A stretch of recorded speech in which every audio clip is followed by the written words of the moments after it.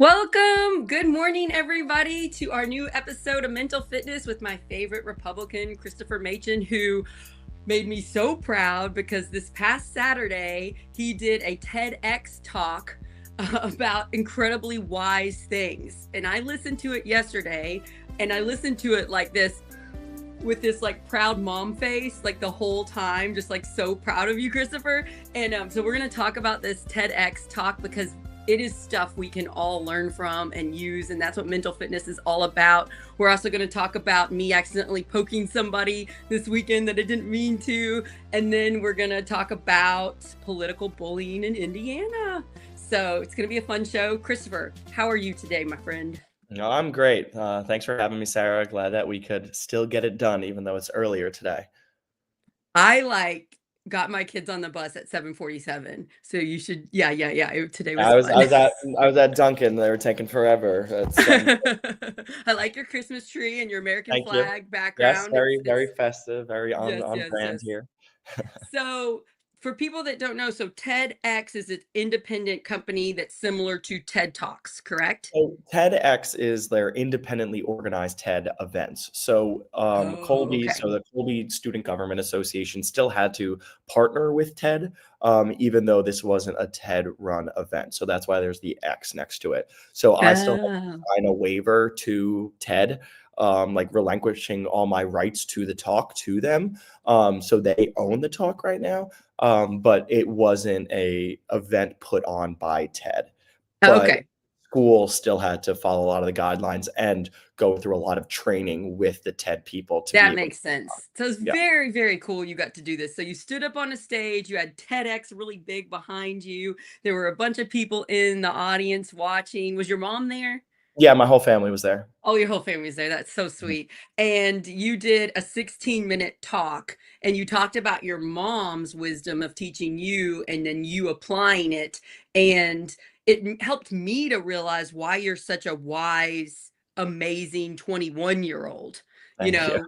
So I was like, oh, let's let everybody that watches this show into why is Christopher such an incredible 21-year-old human being. And I just first want to say, so proud of you. Like, Thank you. just being your friend, I'm just like, I'm so proud of you. And I love your all's family so much. And so yeah, so I really understood your mom more. And like, I have a 15-year-old who is a little bit similar to how you were in high school Mhm. with your issues, and the way your mom handled you helped me frame, am I doing everything right with my kid? Yeah. And it just gave me so much compassion for your mom because you can see the love there, like Mhm. how much your mom loves you, how she was like, I can't mess this up, my kid's struggling, I can't mess this up, I got to do the right thing. And then it shaped you, and here she is watching you on stage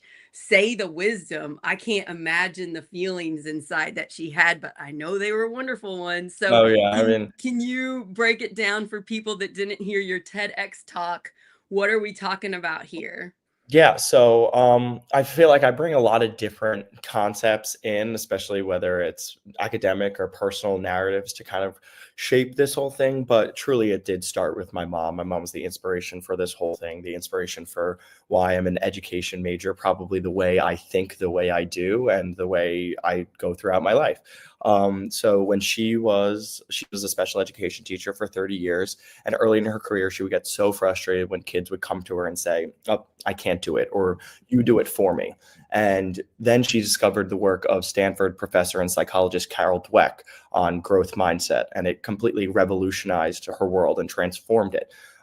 So Dweck classified people as having one of two mindsets. You either have a fixed mindset, which means that you believe that talent and intelligence are innate. So you either have them or you don't. So when you fail, it's proof of a limitation. But those Oh, with a growth mindset believe that abilities are developed through strategy, effort, and persistence. When they fail, they don't see it as a proof of a limitation, but rather as evidence of learning. And that one discovery, and the craziest thing about it is, in educational research, sometimes it's not always quantitative, it's qualitative. So it's more narratives and theory and things like that. But this was like quantitative research where it was like actual data of kids who were in in schools, they were given two different tests, right? So like that, to be able to figure this out, kids in New York City were given, there were two groups of kids, and they were first given a set of like the same exercises to like arrange blocks. And they were given the same one. And the first set of kids was told, wow, you must be really smart after you solved that. But the second group of kids said, they responded and said, wow, what strategies did you use to be able to figure this out? And then they did another set of puzzles, which was a little bit harder. So then they offered them another set of puzzles, whether they could do one that was harder or equally the same.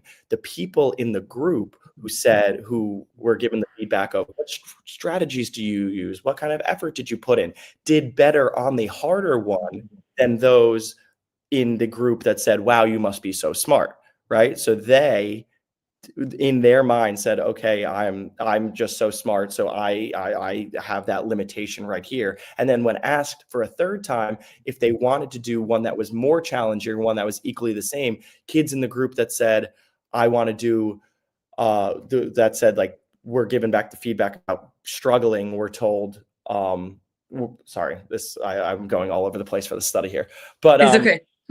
but the kids in the study who were told what strategies did you use actually decided to do the harder problem rather than those who were just told that they were smart. So those that were told that they were smart wanted to keep that smartness, right? That Right. So they were too scared to fail. Exactly. They were too scared to fail because they were just told that they were smart. So that may prove that they're not, right? Yeah, Rather like than we grew up, I was born in 1980. I grew up in the thing of failure is bad.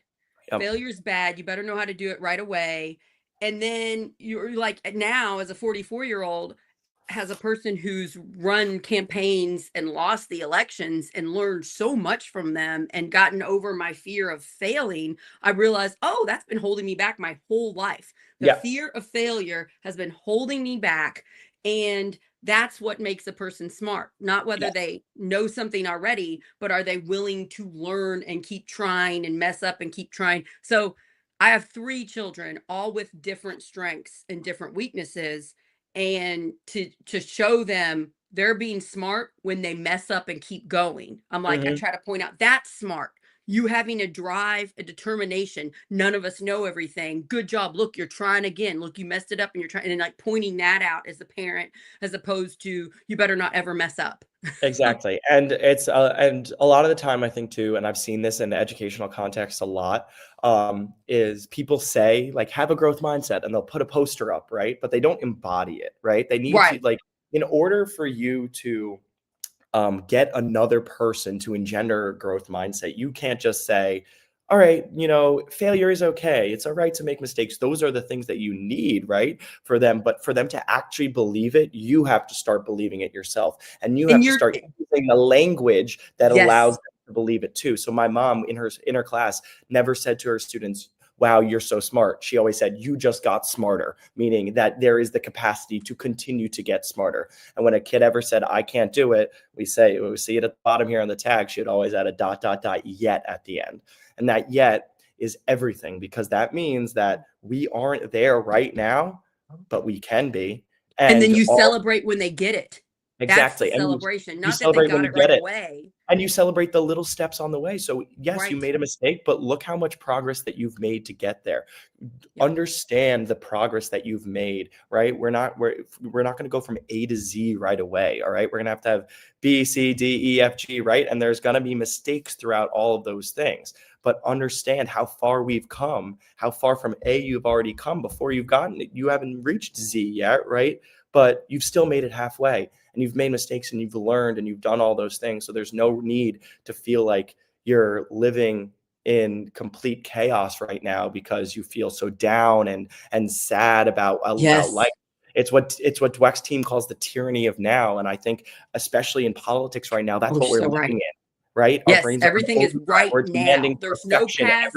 There's no future. It's like, Exactly. did you mess up right now? You're terrible. Exactly, Shame and on we're you. expecting everything to be solved right now, that healthcare is gonna Yes. be solved right now, Fix it immigration is gonna this be solved right second. now, the Right. affordability crisis is gonna be solved, and it's not working, and that's just making us stay in place rather than realizing how far we've already come and then seeing how far we have to go.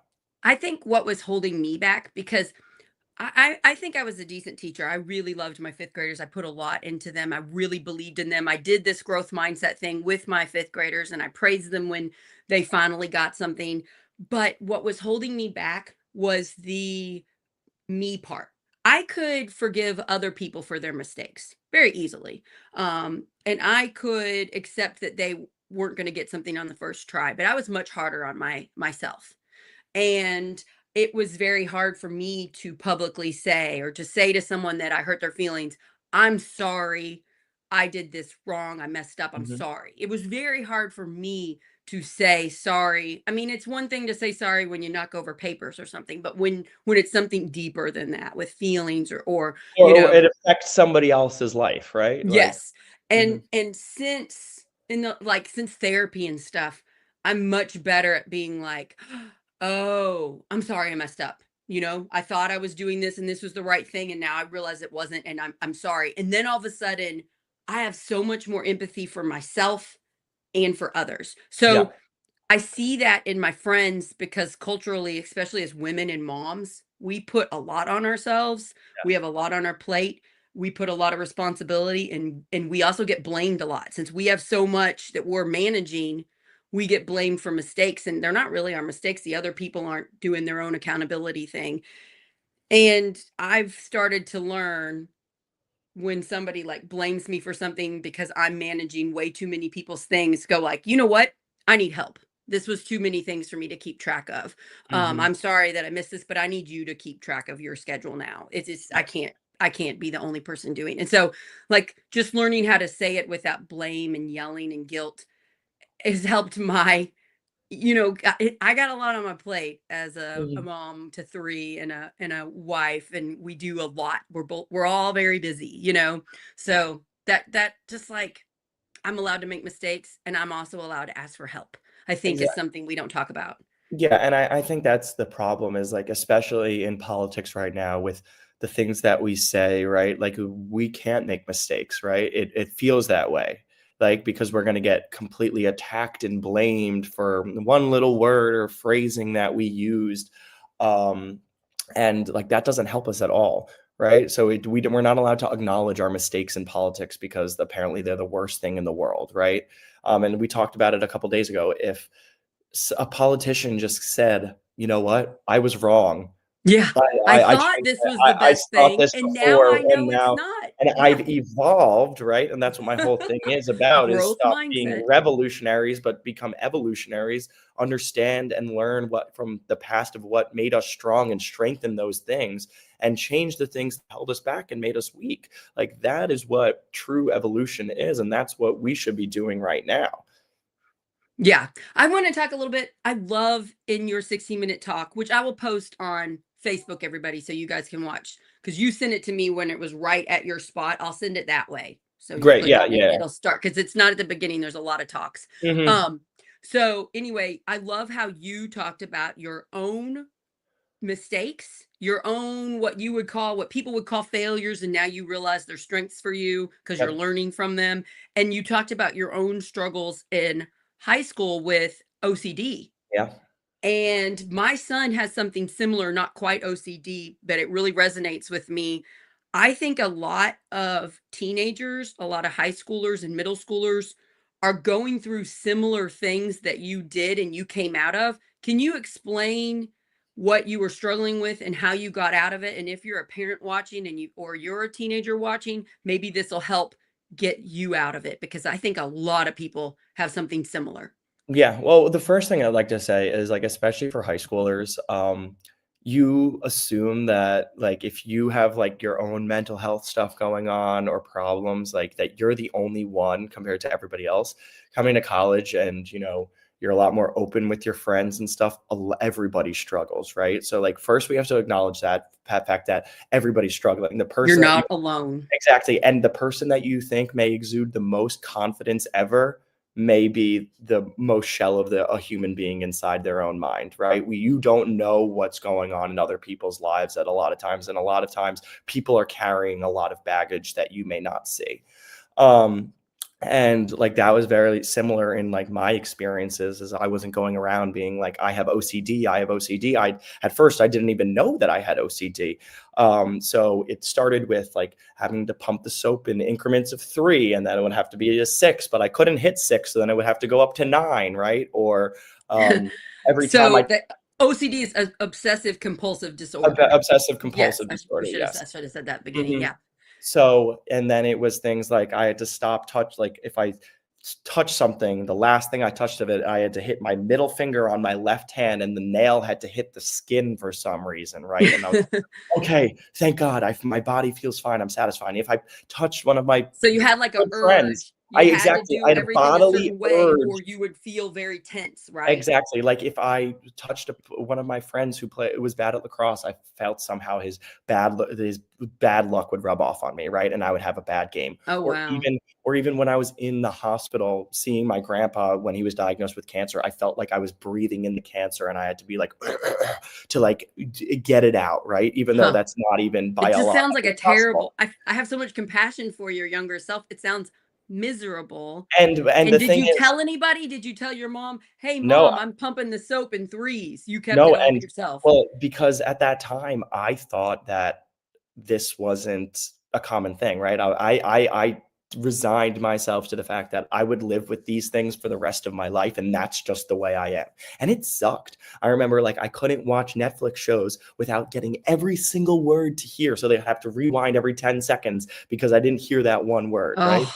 It was just And so it's rooted in you're trying to control your life, right? well, It's rooted exactly. in It's rooted control. in You're feeling out of control, and it's control. also rooted in the fact that if I don't control this right now, then something bad will happen. I don't know what, but something bad will happen. And that So was like you feel at a like you're very controlling way more than you are. exactly, and I feel and it like not even on a like scientific basis too, right? Like talking like somebody else rubbing their bad luck off onto me, right? Like I'm a smart kid. I was taking biology, right? I know that's not an actual thing that can happen. It's not realistic. But the way that I felt in my mind and the stress and anxiety that I felt from it was so real, right? And I remember standing at like the end of my mom's bed before like going to bed one night and wanting to tell her and just not Oh. being able to. I still remember it so vividly. Um, When you and tell the story, I'm really glad your mom figured it out. You yeah, didn't tell exactly. her, she No, figured it out. so she And she figured it did out. So like she ask you noticed questions about OCD, right? exactly. So what happened was I remember it so vividly. So she noticed like some different things like my sister main thing was my sister's bottle of hand soap was full because we share a bathroom, and mine was half gone, right? And we got the hand soap like 2 days ago. So my mom's like, what's Why going is on? it using so much soap? Exactly. So then saw other things, and she was like, okay. So I remember her coming in. She sat in my bed with me, and she's like, let's take this little quiz.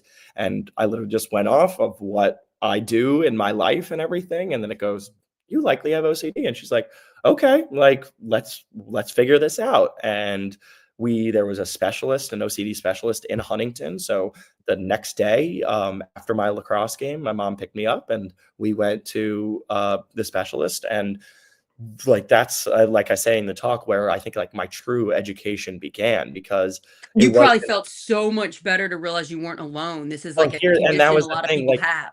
I remember the day, like I wasn't cured in any way, right? But the day I was diagnosed, how happy I remember screaming and dancing to Kiss in my basement that night, just because I was like, oh my God, I No. can there's a possibility to fix this. I am not alone in this. This isn't something that I am going to live with for the rest of my life.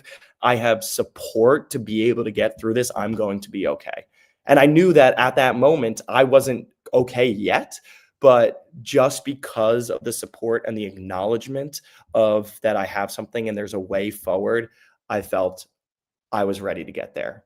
and I took on that challenge. And And how it old were you when this happened? I was in ninth grade of high school, so 14. Oh, wow. Wow. See, I resonate so much as of a 10th grader. I just want to Mhm. talk. We put so much pressure on our young people. We put a lot of pressure in them to get into a good college, to take the hardest classes, to take every opportunity possible for them to succeed. And I was starting to fall into that. I think it's a trap, honestly.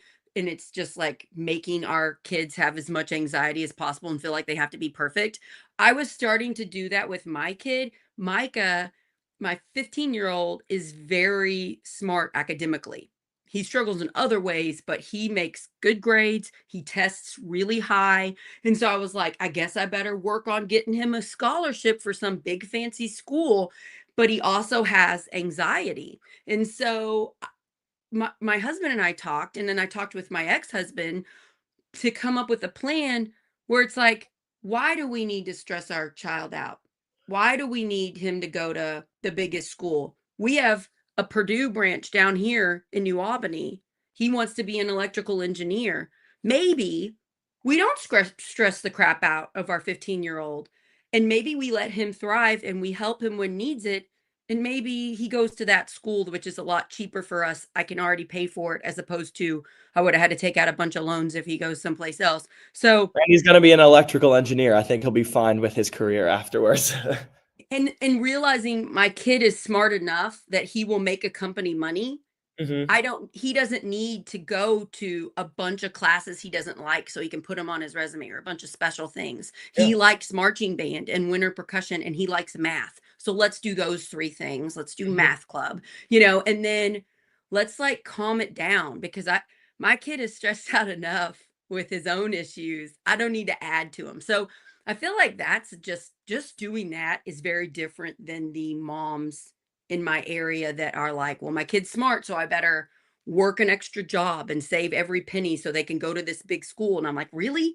Is it really that big of a difference sending him to a really expensive school or sending him to a local one? It's like our culture trap puts just so much pressure on our kids and the parents trying to get them into those schools. Oh, yeah. Yeah, yeah. I Oh, think that because, like, college has, when my grandpa was growing up, college wasn't a common thing, right? This is my dad's dad when he was growing up in Brooklyn, right? Like, he would always say, like, "Oh, everybody was, like, so impressed. Oh, a college man," right? And where me and my sister are like, "What are you talking about? Like, everybody goes to college." But at that point in the 40s and the 50s, right, that wasn't a common thing. And nowadays, everybody goes to college. So, and you see in so many um, careers now, people are starting to like drop the need for college degrees, because really, what is an undergrad degree going to do for you when you're going into an entry level position, right? there's a Um, lot of like, once you get hired, you go to this specific training to learn how to do that job. exactly. I mean, the majority of people, like, I have a lot of friends in finance.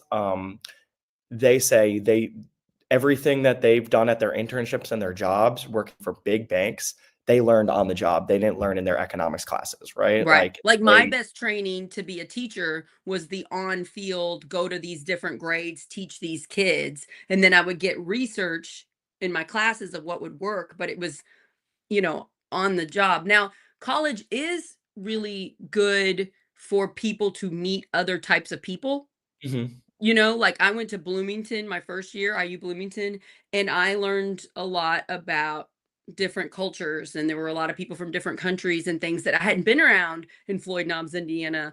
And so I think that that is really important. And I think the fact that we're so in our own little neighborhoods and we don't get out and travel the world and stuff, I think that hurts us and keeps us fearing otherness. Mhm. But Definitely. but I agree with you on Harvard, and like a good regular school that's a lot cheaper isn't as different as you think it is. Yeah, exactly. And like right now, it's just for like the name of the degree, right? Literally right It's now, like like, you're wanting that, I yeah, just want the piece I'm of so paper special that because I exactly. went I to just want the this. piece of paper, because then the employer is going to be like, "Oh, that was a great school, so we're going to move you on," right? So like that's really the only thing that we're getting after here, really, And right? I Like, guess like so, with you, your character, your talents when you come into a room and speak to someone shines for itself. You don't need a fancy paper saying you came from such and such. You stand on your own. And I think that's what I'm trying to do with my child. Mm. He's going to need to get a degree. He's going to go to college for electrical engineering if that's still what he wants when he graduates. And having confidence in his ability as opposed to the fear of he better have some fancy name tied to that degree. Yeah, It's exactly. just I it's just think a fear thing. I think that like you look at people like politicians even right now and CEOs and like not all of them went to Harvard. Like some of them did, sure. Not all of them went to Yale, some of them did, right? But it's people that went to their colleges, some of them went to state schools, some of them went to work failed out in high school, right? But they used their abilities because, academic abilities doesn't necessarily mean you're going to be successful in life, Right. Yeah. right? Yeah. So Right. they used their abilities and their strengths and they strengthened those things, right? And they were able to maximize their potential because of it. And it wasn't because of school. Right. But school does help some people. Like I've learned so much, especially for Me too. politics I learned a lot in and school government too. and things like that. I love Right. school, right? But it's not necessarily the thing that is going to make a person successful. You know what's more important than the fancy degree? The 16-minute talk you just did on Saturday. The learning that failure is really important. The I can't yet. Um, who is the singer that's got red hair that he dated Taylor Swift? What's his name? Ed Sheeran. Oh, Ed okay. Sheeran Scott. Ed Sheeran has posted on his Instagram. I've seen it all over the place. I'm so glad he said it, where he said people ask him about his success, and he's like, I don't want to talk about my success. I want to talk about my failures. I want to talk about the times I got up on stage and there was one person and I sang a song and that one person booed and I was terrible. And I want to talk about how that didn't make me go home and say, guess I'm never playing again the rest of my life. That was a failure. He said, Mhm. I failed so many times over and over and over and over again. He said, we need to focus more on that and the fact that I didn't give up. That's why I'm successful now. And I saw him a long time ago. I'm going to say like 13 years ago in concert with Snow Patrol. He was opening and nobody knew who he was. And I listened to him and I was like, that guy's talented. I think he might be big. And so like that's what we have to learn. Failure is good. Hopefully you fail in ways that don't hurt other people that you can come back from. I understand that some mistakes cause harm. I get that. But you yourself doing something and being embarrassed by the failure is so important. Mhm. Oh, 100%. I think one of those things. Sorry, my roommates are just leaving the house right now. Oh, I that's get adorable. Little college Um, kid. no, I think, and I forget what the quote was, but in my life, I feel like I remember the failures more than like the wins, Oh and yeah. more of it is like the feeling of the failure, right? Hmm. And I think the problem is like we have to allow ourselves to be like, this sucks sometimes, right? Like Yeah. sometimes you can't just say like, okay, like this happened and I'm everything's gonna fine. I'm get better, fine. right? Allow Exactly. yourself to feel bad about it. Exactly. Allow Yeah. yourself to feel bad. That's so important. Sorry. Yeah. Like, Chris, I ran for state house. Pretty sure I wasn't going to win because District 70 in Indiana is very gerrymandered to be rural, but thinking I was going to do better than I did. I got 27% of the vote. I was thinking I was going to get mid 30s. And that hurt. Mhm. And Tim didn't do as well as we thought. And that hurt. And Tim and I, we met up and talked the next day and just kind of looked at each other like, this hurts. And we let ourselves be hurt for a little while. We didn't try to like stuff it up and act like we weren't embarrassed or we Mhm. weren't devastated. There were a lot of other reasons to be upset that the day after, in our opinion. But since I'd lost before because I ran for county council 2 years before that, that helped a lot. But it's okay to acknowledge, yeah, I thought I was going to do better. Mhm. Um, and then it like once you realize you can handle that, I can handle that again. I'm running again. I'm gonna admit if I Exactly. do worse than 27% this next time, it's gonna hurt. Yeah. But I'm still gonna try. So I think we're so scared of the negative feelings, it Mhm. prevents us from doing things that would be brave, that would help our lives out because we stop at that step of the bad feelings. Yeah, and I think, the best or, like, the best piece of advice I could give is, like, just fail once, right? Just fail once and realize how not terrible it is, and then being like, "Okay, I can do this again," right? And sometimes you gotta embarrass yourself, sometimes you gotta make a fool of yourself. The amount of times I've done that and been like, "Oh my god, I can't believe I just said that or I just did that," right? But we learn from it, and then we don't do it again. Maybe we do repeat the same mistake, but then we learn from it again, right? So, it's all about having the ability, to fail, to make mistakes, and not kill yourself, because of it. And even Right. if other people attack you for those mistakes, be like, no, Which wait, I I did was get with attacked. mindset. My Exactly. my people that don't like me used it to explain why I'm a terrible candidate, you know? Exactly. Yeah, And yeah, you yeah. say, okay, I'm a human being, right? How many you guys have, made a lot of mistakes in your life too, right? Even though I'm putting myself on this platform, I'm just as human as you are. So I'm gonna right the ship. I'm gonna do better, right? But I failed, and look at how strong I've come out as a result of it. Look at you running for county council and then state house, and now running a podcast and Project Next, and having Yeah, I was gonna say that. So people I'm all over the place, right? I'm And getting really nostalgic because we're about a year ago, Tim and I came up with Project Next. And then we mm, sort of started it in December, but we really started it officially in January. And so we're coming up on the year. And I remember in my head thinking, well, this might fail. And it still might fail. mhm. We're still new.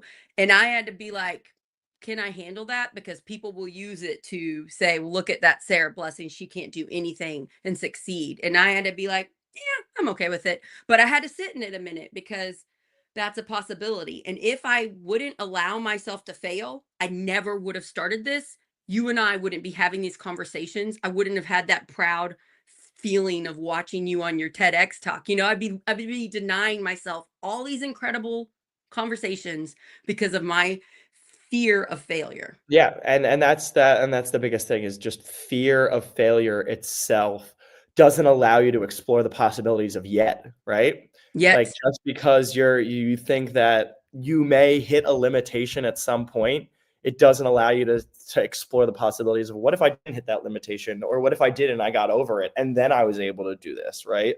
Yet allows us to say we aren't there right now, but we can be, right? Right. And Right. that's exactly the same thing with Project Next, because in the beginning it was like, okay, let's see if we can get this thing even off the ground. You got it off the ground, that was the first hurdle. And now it's like, all right, let's expand the base. Let's bring more people on. Yep. We have and we made mistakes bringing on Scott, now taking him off because you realize that that was a mistake for this specific podcast. So this podcast in itself, for the year that it's been around, has evolved so much Well, you're so already, right. And if we right? didn't have the growth mindset, we probably would have failed already. We've had to You could have change looked and and said, figure "Oh, it I got out and 12 kind of views go on a." with what Exactly. You could have said, "I works. got 12 views on a video. We're not gonna do this anymore," right? But it's like, Right. "No, let's get 13 next time," right? Right. Just And like I had to do this too, Christopher, not judge an episode on how many people watched it. Because and then that's so every day hard. I'm upset. If I'm trying to get validation from how well something did on the social media, I'm upset most of the time. So instead, it's the quality of the work. Did we put out good things? And I don't care whether one person listens or thousands of people. I hope that those people gain something from it and it helped their life. Yeah. That's where you have to think because there's a lot of podcasts out in the world. Oh, there's so many especially nowadays, there's so many podcasts, Yeah. and for one that isn't screaming at each other and isn't a spectacle all the time, Yes. right? It's Yes. hard to sometimes make that dent. But I think that's the greatest thing about Project Next too is your ability to stay grounded in your values of being And like self-correct. artists. Sometimes we mess Exactly. up and fix Exactly. it. And you Sometimes know we what mess up. also sets us apart? We're live. Yeah. And we did that for two reasons. We go live because I don't have the patience or the time to edit all of this content. Two, we wanted to show it's okay to make a mistake. Exactly. It's kind of adorable. Your roommates going in and out, so cute. You know what I mean? No, like, Um, exactly. It's the it's worst live, like, times is when the internet doesn't work. But besides that, even that, it's like it's okay to yeah, not or have a even perfect even product. me making a word jumble of trying to explain the Carol Dweck study in the beginning. It's just I like, see words wrong sometimes. I said like real instead of really. I caught myself like I'll type things wrong and it'll get out there. I kind of like that because it's like everybody calm down. You yeah, don't have to be exactly. perfect all the Like, time. yeah, we don't have to be perfect. Everything that we release doesn't have to be Now, I do completely. want to point out this, and this is going to morph into our second conversation. The people that want to hurt us, they go after our imperfections. And Mhm, that is a big reason why we feel like we have to be perfect. So I've had quite a few people poke at me and try to highlight my mistakes to get me to be quiet, to stop shining a light on their bad behavior. They're like, well, Sarah did this and this and this. And it's like, yep, guess what? Not perfect. I apologize that I said that wrong. Let me correct it. Now let's focus on you and your actions. So we have to acknowledge the people that don't have the best intentions, and there are plenty of them. They will go after your imperfections. That's why it's so important that we realize we're human beings, we're allowed to make mistakes because mhm. that will happen, especially like I'm trying to be one of these top leaders in Indiana and I'm trying to pull Indiana out and be a better state. I'm going to get some people going after me, you know? Oh, So, yeah. can I tell you what happened to me because you don't know about this? Yeah, tell me. Okay. Last year, I tried to help Destiny Wells win secretary or not. I tried to help Destiny Wells, who ran for Secretary of State and Attorney General. I tried to help her become the state Democratic chair of Indiana. Yes. She barely lost. And while that was happening, I accidentally uncovered one of these people that don't have good intentions. And I'm not going to name her, but she's a campaign manager and she does a bunch of other things for Indiana Democrats. And I found out she was spreading fake gossip about Destiny to the people that would get to vote whether she becomes chair or not, because this person wanted the other person to win. And so, in finding that out, I called a bunch of people that knew the rumor and said it was false. So then she found out about me. And this is early 2024 when we just started Project Next. Then some of my dim friends call me and say, Sarah, did you know this campaign manager's attacking you and gossiping about you? And I was like, what? No, I didn't know. And I didn't want to talk. You normally don't want to talk to people like this and give them ammo. So I let Tim know, and Tim called her and told her Mm, to stop. And it went away. And then I warned a bunch of people, we got mhm, to protect our candidates. I knew of 3 candidates that lost a bunch of money from her, and then they had to sign non-disclosure agreements so they couldn't talk about it. mhm, Let alone somehow I found out. Won't go into detail about that. So anyway, I warn people and organizations not to get involved with her. Last Friday, I get an email sent out to a bunch of brand new state house candidates to go to free trainings by this person. And I know that's how she gets you. And eventually, some of those people she'll take money from. So I went mm, ahead and warned the whole group. I said, in my opinion, I would not do these trainings and I would not work with her. I know that she will take a lot of money from candidates if she can. And then that person texted me and said, call me. And then I realized one of the things I said was wrong. I mm, contacted a lawyer and I found out, whoops, one of the things I said about her wasn't right. So then I sent another email saying, I'm sorry, this part was not right. In my opinion, I would not use her. And then she seems like a nice person. This is the hard part. She seems like a great person helping candidates. mhm, So to the people that think she's great, I looked like a bully. And so I was getting text messages, Sarah, why are you being a bully? Isn't Project Next all about being kind to people and unifying and forgiving people for their mistakes? And I was like, I guess I need to clarify. If you are doing actions that harm people over and over again, you didn't just mess up once and admit the mistake and try to do better. You don't ever admit your mistakes. Instead, you make people sign things so that they can't say you did something to them. it shows you're not doing the right things. So it really made me like, did I mess up? Am I being a bully? I really had to stop. And that's when I realized this stuff is hard, Christopher, Yeah. because now some people that were my friends legit think I'm a bully. And I told them the evidence that I had, and they don't believe me. Yeah. So, yeah, I I was actually have wondering a about your very thoughts on that. similar story. Really? Yeah, from this week. So after Zohran Mamdani won the New York City mayor election, I was not very happy about that. But Elise Stefanik, who's now running for governor of New York as the Republican, released a statement about Zohran and his election win and everything like that. And in it, she called him Kami Mom Donnie. And I thought that was kind of funny, right? But still, at the end of the day, it's not constructive. It doesn't do anything for us. And somebody swiped up on my story and said, like, I've seen this on Project Next. Like, isn't this exactly what you talk against? Like calling Kami Mom Donnie. And then I had to think about it for a second because I was angry myself from him winning the election. And I, in all honesty, wanted to put that on my story so I would piss other people off. I wasn't doing it to be You were unified. hurt I and was you hurt, so wanted to I put that wanted out. to put it out there and be like, yeah, I've I'm been drawing the there. line with this I've guy. done that. We're Right? human. Exactly. But then in that conversation, I admitted, I was like, you know what? Like, you're right. Like, I don't agree with the phrasing of everything. But it's also that made me realize that when we just repost something that another politician did, right? We automatically assume that that person embodies all of the beliefs and values of that person who just did the post, right? So now that I just put Elise Stefanik's statement, which is more of me posting "It's time to save New York" as with her as our next governor because Zoran just got elected, rather than just calling him Kami Mom Donnie, right?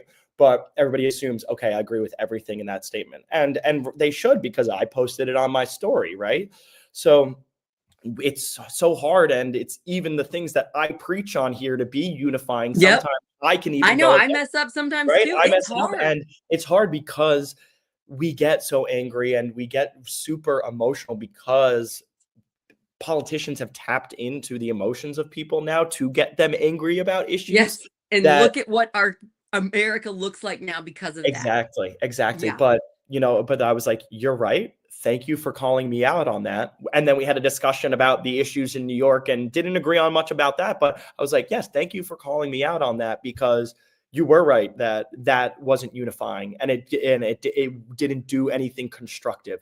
Will I most likely do something like that again in my life? I'm sure I will, Yeah, me because too. And right, I'm happy exactly. to be called out on it. Like, Yeah, but still because I call me want to out on it grow again. the growth mindset. We both want to do the unity thing. And at the same hand, we mess up sometimes. Exactly. And I think that that's really beautiful that you told that story. That's vulnerable right there, just admitting a Mhm. mistake. Yeah, I've totally done that. I posted mean like the amount of like terrible things I've said about the other side in my social media. I Yeah. really try not to do anymore, but it's hard. I And mean, that's sometimes why we have we have to constantly fight the division so that we can come together and make our country better. And we all exactly. need to just admit it's hard, It's you know. it's so hard. It's so hard It's because how do you so easy to get people riled up, so and easy. I hate that. Like, I talked at Indivisible meeting in Southern Indiana yesterday. I was invited to speak, which is really nice. I love that group of people.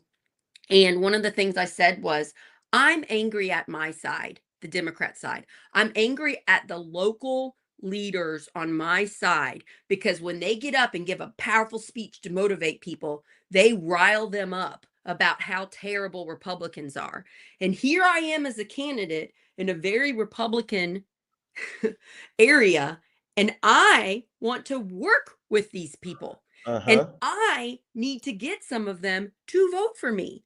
If we're riling up our volunteers to think how terrible they are, how are we going to get them to go out at our big festivals and stuff and talk about me to get them to vote for me if they think Republicans are evil and there's no chance, they shouldn't even try? How are we going to win elections? So I'm upset because you're preventing me from ever winning in my Uh-huh. gerrymandered Republican district. Yep. You Democrat leader right now.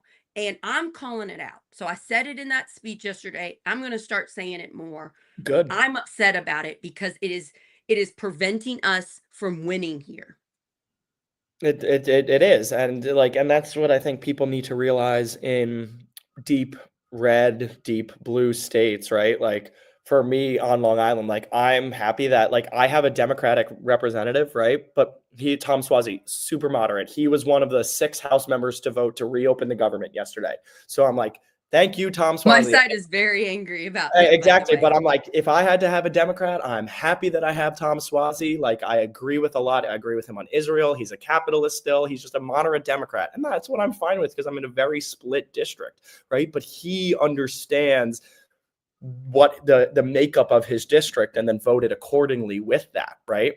So what Democrats have to see is that okay, like we have a lot of Republicans in our district, right? And a lot of Democratic policies could be appealing to some of these Republicans, but we can't go further to the left or just bash Republicans nonstop for all of the terrible things that we think they're doing. Because in Indiana, like you said, you and my uncle only got about 30% of the vote. You need 20% of those Republicans to swing over, No, right? So I there's know. no way of you ever winning without expanding the And tent. the amount of times Tim and I are told we are wrong by the very far to the left people is so many, and they are so stuck in their bubbles. They only hang out with far to the left people, so they Mhm. think there's way more of them than they are, Oh my god, yeah. and it's so hard. And Tim and I have just been like, well, let's just maybe not focus on the far to left group since there's so few of them. We just aren't going to take it personally when they go after us, and we're just going to focus on the unity message. Yeah, And it's hard because they personally go after us. Like they yeah. tell us we're wrong over and over. But again, it makes us stronger. If we can stay not petty, if we cannot let them bring us down and get us gossiping and mean, we can do what we need to do. But I am gonna admit, human being here, it hurts. It hurts.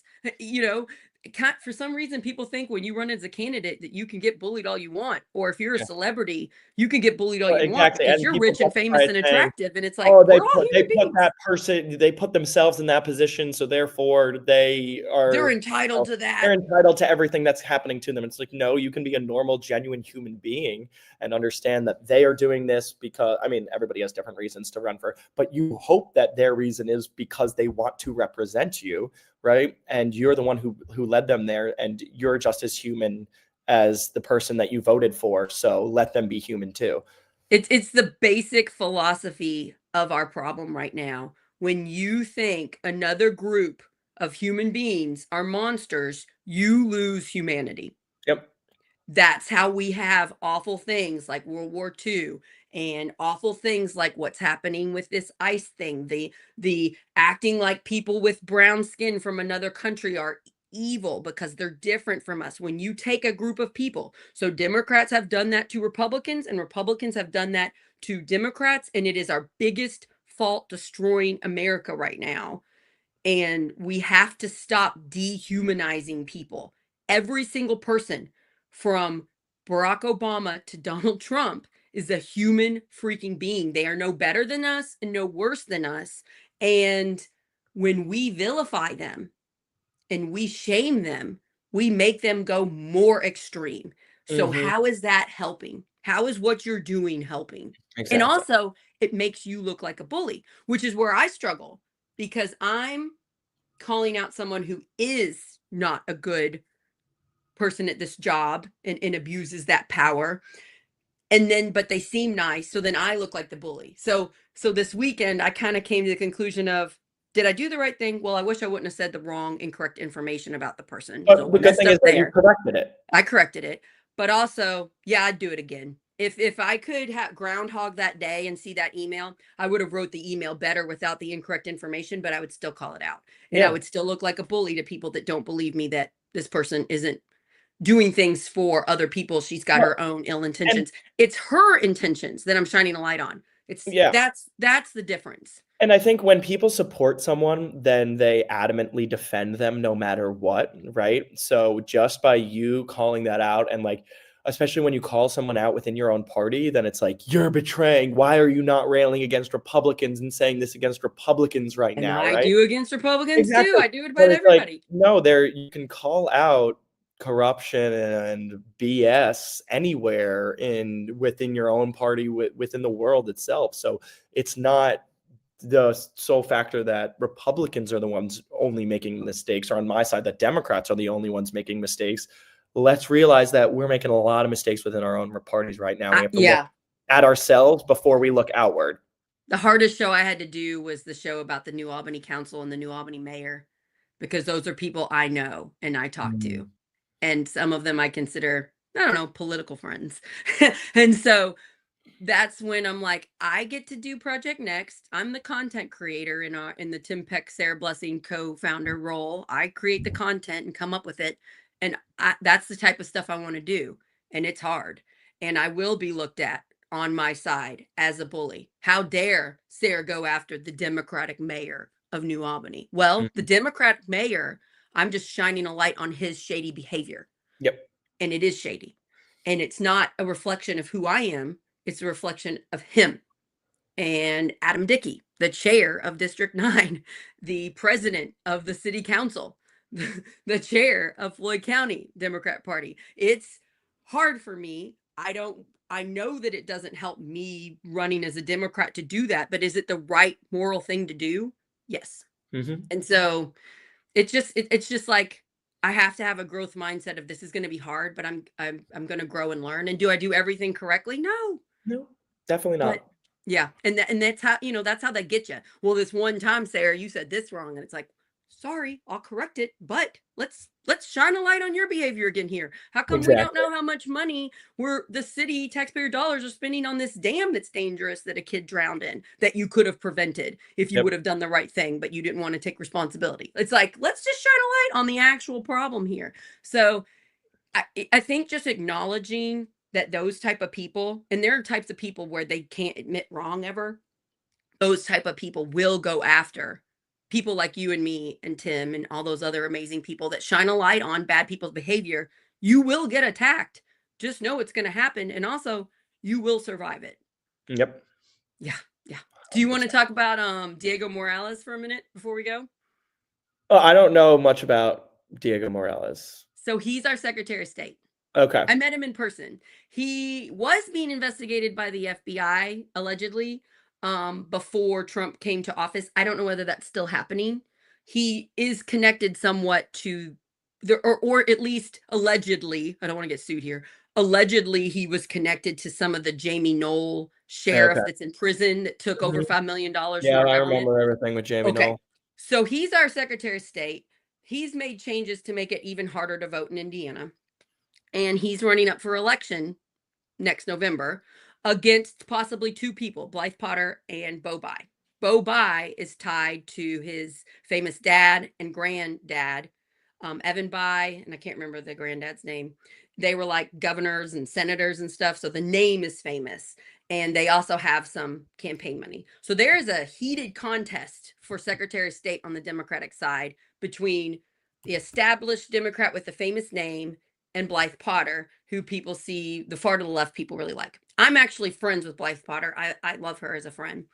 And so I kind of want to shine a light on both people and let people pick, but delegates will pick in the thing that you went to last year, the delegate thing, the dinner in Oh, yeah, yeah, Indianapolis. the, Yeah. Indiana State Convention. Yeah, the state convention. So delegates will pick whether Bo Bai is going to represent Secretary of State on the Democrat ticket or Blythe Potter. And the far to the left, some of the people, including Scott Aaron Rodgers from Who's Left, are heavily bullying Bo Bai. And I don't think that's the human thing to do. He's a human being. He seems like a very nice person. It Mhm. doesn't mean that I would like favor him or over. It's just like human being wise, we shouldn't be doing this. We should Exactly. just state the facts of what each candidate would do for Secretary of State, and everybody should vote for who they think is better. Yeah. So Who's Left has been making posts calling out how terrible Bo Bai is. Diego Morales this week, our Secretary of State, shared on his social media a Who's Left post bullying Bo Bai, laughing at it and saying, ha ha, Even the Democrats in Indiana don't want Bobai because they're scared of Bobai winning this and possibly winning Secretary of State because they have more money for their campaign. They have the famous name. He's an attractive guy. Been in the military. He just got out. That's why he's finally able to run for something. He's well educated. I think he's a lawyer, maybe. So they're nervous about him. So here they are using our infighting to make us look bad, and I don't think that's good. What do No, you think? I think it's terrible, and I think on either side of the aisle, the other side takes advantage of when there's internal division within a party, right? And Oh yeah, that Democrats do is that. We love it. We love it when there's exactly. You infighting on the love Republican when side. Marjorie Taylor Greene goes on The Oh View and yeah. talks out Well, against eating Trump, that right? up. Exactly. So yeah, I mean, I think that Diego Morales is probably like, oh my God, this is perfect for me to be able for my race because I'm going to divide the Democratic Party even more. But also just like on things like that, especially people so far to the left talk in so many generalities about what they don't want, right? The straight white man, right? Like the It's straight like what white man. let's It's like not judge a person for their skin exactly color or you're their we're background. Let's exactly get that's to going against know both. everything that you guys preach in terms of tolerance, in terms of openness, in terms of loving somebody, right, for who they are, judging a person on the content of their character rather than the color of their skin, okay, or by their class or anything like that. All right, so maybe instead of saying, oh, he's an oligarch, he has family, blah blah blah, listen to him, listen to his policies, listen to what he wants to do for the state of Indiana, and then decide whether you want to vote for him or not based on that, not based Yeah, on the generalities that you're saying, oh, because he is, he resembles colonialism as the straight yeah, white man who's yeah. attractive, That's right? what Like, they're no, that's doing. not what That's we're what the doing far here. left are doing. And I'm friends with Gary Snyder, and he has the Snyder Report. And he is friends with Bobai. So he had Bobai on several times. And when this was happening, Gary texted me and said, "Did you see the episode I did with Bobai? Look at this minute of it." So I went to it. Bobai brings this up. He goes, "I'm going to acknowledge I've had a lot of privilege. Financially, we're secure. I've had a lot of good education." And he goes, "But because of that, I want to use my privilege to help my state." He goes, "I've been well educated. I'm well spoken. I've been in the military. I know how to lead. I have these skills. I'm ready to take this responsibility. I know I'm going to get bullied. I know people are going to come after me. I'm going to use the fact that I'm mentally fit to try to win this race." And I'm like, are we even giving him a chance? You know? Like, so Literally, and just because, and it seems like Scott wasn't even talking about policy, right? It was no, just it's right. it's who he is, and I feel jealousy. I feel jealousy because he's an attractive young man, grew up with money and a famous name. And I think we kind of have to acknowledge humans get jealous. Like, Yeah, of think course, about like and Jennifer Lawrence gets like trolled on social media. Years ago she had to stop looking at the comments because they're like, she's so fat, she's so ugly, she's so this, because they're jealous of her being a 100%. famous Hollywood star. And she's a human being, and that stuff hurts her feelings. So we just got to acknowledge our own jealousies here, because that's what I think that's where it's coming from, honestly. It's more of a place of it's jealousy and envy. It's that they wish that they had the platform and position that those people did. So they assume, oh, because there was some nepotism and he was a rich guy, then that's the only reason that he's in this position of power or about to be. So therefore, we can't have it happen. But we live in a And look at pluralist Andy society. Bashir, Christopher. Hmm. Andy Bashir narrowly won his race for governor in Kentucky. He's the Democrat in a very red state And he's because got his he's got political dad pedigree to him, right? his Yeah. dad was a famous Democrat governor who was very moderate and cared about unity, and his message matches up with Project Next. So if you're against Bo Bai, are you against Andy Bashir? Because if you're against Andy Bashir, then we'd be having a Republican governor in Kentucky right now. Exactly, and that, or even Democrats with J.B. Pritzker. He is the heir to the Hilton hotel Yeah, founder. isn't Like, he a billionaire? yeah, the billionaire. He's the heir to the Hilton Hotel Corporation. Like, and he is your biggest Democrat. Is one of your biggest Democrat governors and might be a front runner for president, right? Yeah, And and I like, like him. I mean, I don't exactly. know Well, we everything saw about him him, but I speak at the know he's convention. helping. Yeah. But we saw him speak at the convention, and he said, like, I know, like, but he started like, what do you want to hear from a billionaire right now? Like, I'm a Democrat, like, but like he acknowledged it, right? He Yes. acknowledged his privilege, but then talked about what he wants to do for people and how his life made him think that way. And he's not saying that he wants to take care of just rich people, right? You're right.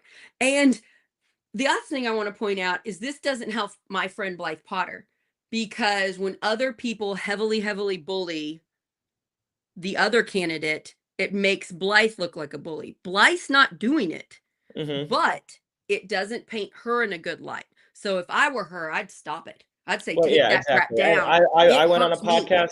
I went on a podcast with Blythe, and she was a super nice woman, everything, but in a conversational setting, it wasn't great because I didn't, and it was 3-1 on it, and I still think I've held my own for them, but I would get talked over, I would get interrupted, I wouldn't be allowed to finish my points because each and every time it was like, no, I have to disagree. I've never seen your family so worked up before Oh is my during God, I that know the live. amount of They texts were I like, was Mark, getting. our baby, what And no, they're like, is this woman, oh my happening? God. No.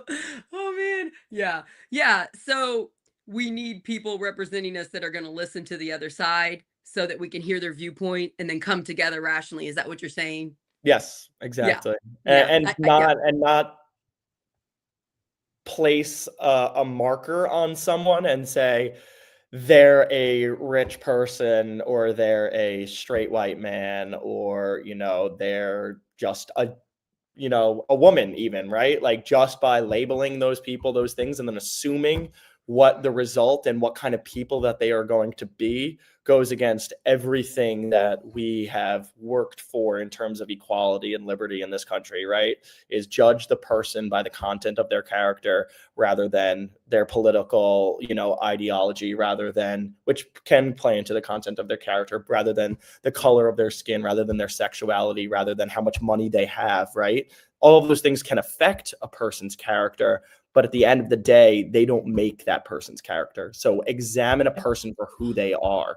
You're so smart. This ties into the beginning of our conversation. Christopher Maichin, smartest 21-year-old I know. Growth mindset. We're stuck. The far to the left, the people that are angry and that are bashing and that are bullying are stuck in this. They can't grow and change. They can't admit that maybe Bo Bai isn't the evil person they think he is, and they need to take a step back and acknowledge their own imperfections are making them assume the worst about this guy. It's a growth mindset. Let's all take a step back. I get it. When I first heard all this, I was starting to have those feelings too, where you're assuming the worst about somebody. And then I had to take a step back and listen to what Bobai was saying, and I really liked it. So we all need to have a growth mindset, especially in politics. If you're a Republican, you need to have a growth mindset on your Republican side. If you're a Democrat, you need to have it on your Democrat side. We can't get stuck in no matter what they're saying, we have to go along with it because that's our tribe we picked. Yep. You know? And so I really like that. I really like if we all just had a growth mindset and allowed ourselves to grow and change and evolve. I know I've had to. I'm a whole lot different of a person than I was like 10 years ago, you Same here. know? Yeah. And I'm interested about what am I going to be in the next 10 years? How much am I going to evolve and grow from there? It's exciting as opposed to I got to cling to the beliefs that I think right now with all my might and I'm going to be judgmental and angry and lash out at people. Let that go and be like, I bet I think some things right now that are wrong. And I bet you're going to help show me to them. And Exactly. same thing with you. That's what we do with this show. Yep. Yeah. Oh, okay. So in 2 weeks is Thanksgiving. Are you going to be with Tim? Yes. I was wondering if we could do a quick half an hour. Oh, that would be fun. Thanksgiving Yeah, both edition. of us will be You together. and Tim and He's me. staying at my house for a couple days before it too, so I think that will Well, work. let me know if we want to do it before it. But Okay. let's do a thing. I want to do a Thanksgiving mental fitness with you and Tim in person. Yeah, no, I think that would actually be great. I think on the Tuesday he's coming to my house, the Tuesday before. So Tuesday or Wednesday, we could probably do it at my So house. let me know. So guys, I be will. on the lookout for that. It might not be Thanksgiving. It might be the few days before. We're going to have a special Thanksgiving thankful gratitude episode, and we're going to tie it to Project Next in our own lives. And we really want to hear like your gratitude stuff on the show too. So I think it'll be a really beautiful episode that we could all use some gratitude right now because, whoo, things are divisive and tough out there. And I want to dedicate this episode to your mom. Oh, Um, thank you. I don't think we would be here. Well, obviously, if it wasn't for Tim Peck and starting Project Next, but for your mom being such an incredible person, Yeah. raising such a freaking incredible son.